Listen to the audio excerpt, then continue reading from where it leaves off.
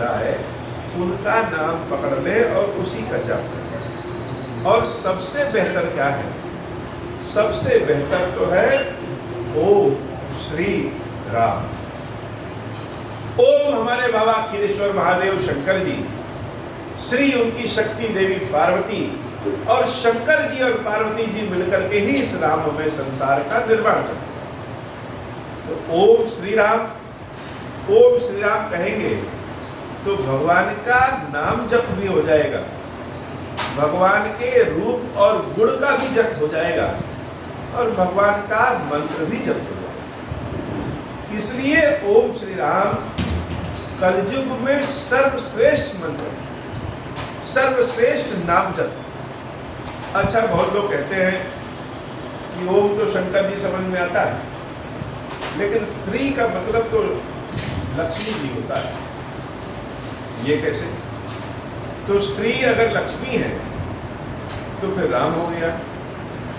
तो जो ओम है वही राम है, वही विष्णु है, वही सब। जरूरत है हमारी समझ का और हमारे भाव। ओम में ब्रह्मा जी, विष्णु जी, शंकर जी तीनों का वास है। श्री का मतलब सिर्फ लक्ष्मी जी नहीं होता। लक्ष्मी जी के नाम के पहले भी श्री लगाते हैं, जैसे श्री लक्ष्माय नमः, श्री श्रीये नमः।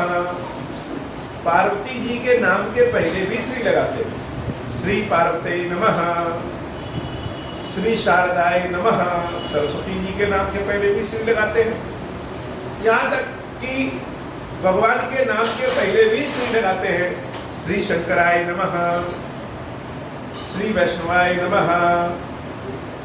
तो श्री जो है वो सिर्फ लक्ष्मी जी का नहीं है, वो सिर्फ पार्वती जी का नहीं है, वो सिर्फ सरस्वती जी का नहीं है। श्री का मतलब है शक्ति।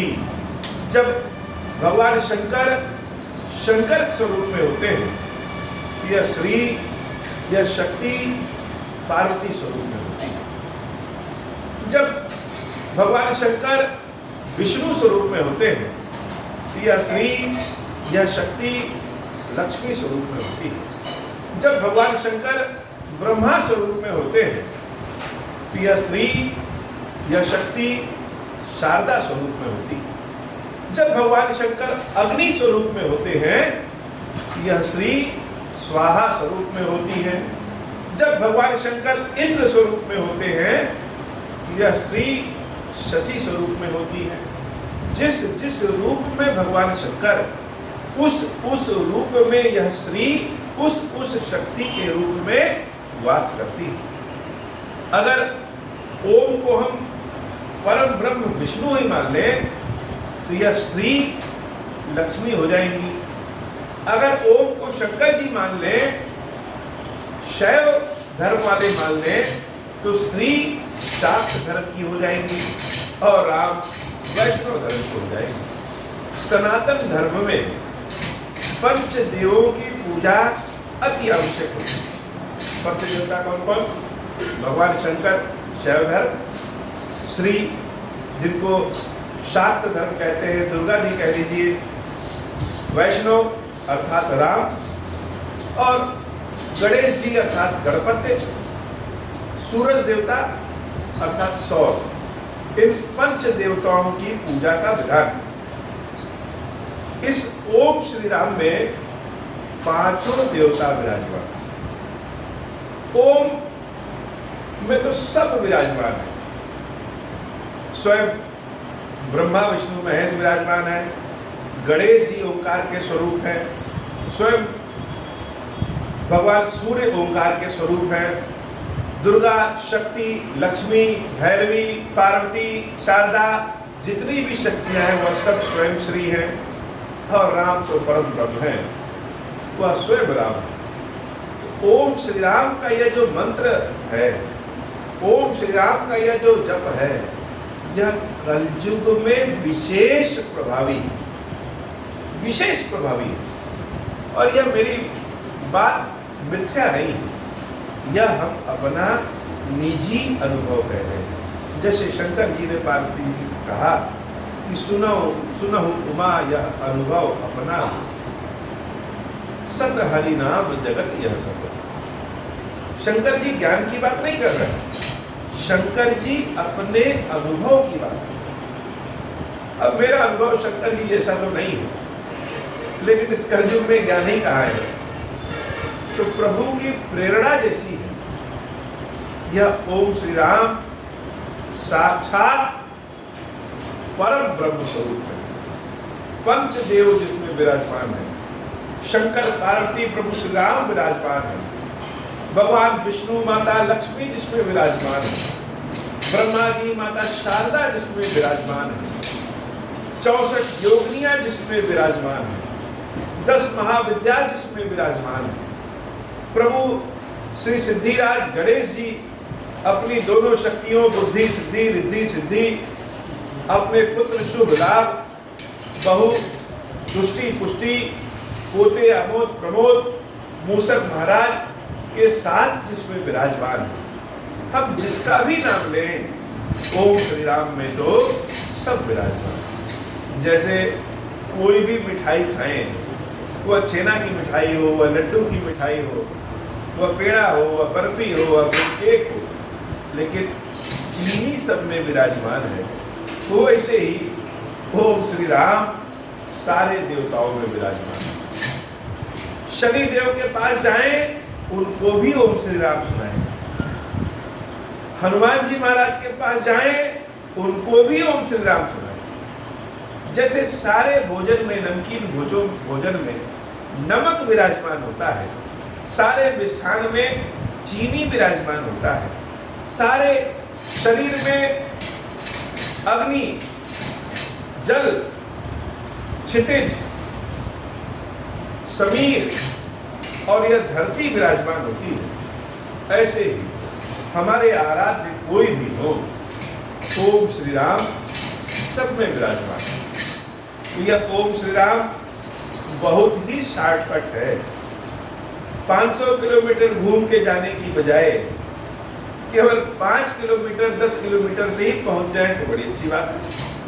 यह ओम श्री राम का मंत्र बड़ा अद्भुत है, नाम रूप में भी अद्भुत है, मंत्र रूप में भी अद्भुत है, पुकार रूप में भी अद्भुत है।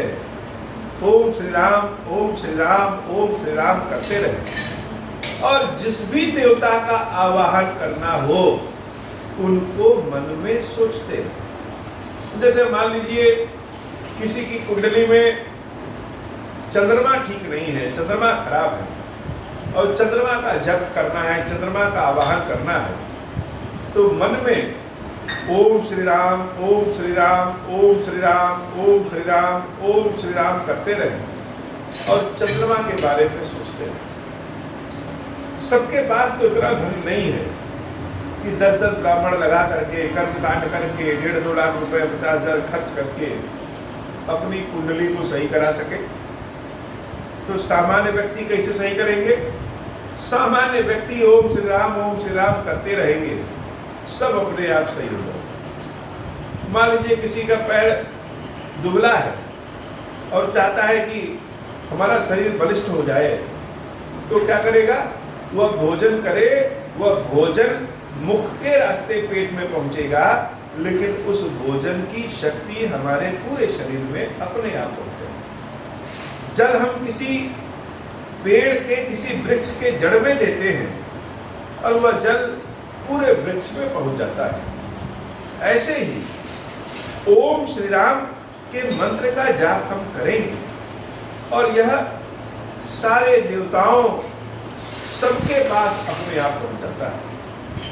तो कलयुग में योग भी ओम श्री राम है, ज्ञान भी ओम श्री राम है और नाम जप भी ओम श्री राम है। भगवान क्षीरेश्वर महादेव जी की कृपा और ओम श्री राम का जप यह जीवन की सारी विपत्तियों का नाश कर देता है। यह हमारी सभी मंगल कामनाओं को पूर्ण कर देता है।